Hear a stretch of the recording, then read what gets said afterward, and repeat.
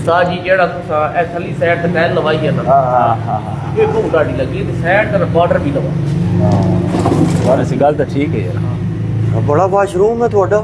क्यों दरवाजा खोलिया बत्ती आन, दरवाजा बंद कीता बत्ती बंद। ओ तरना भला हो मुझे खुदा दे बने होए फ्रिज च मूतर आया ने। ओ अल्लाह दे बंदया छोड़ यार।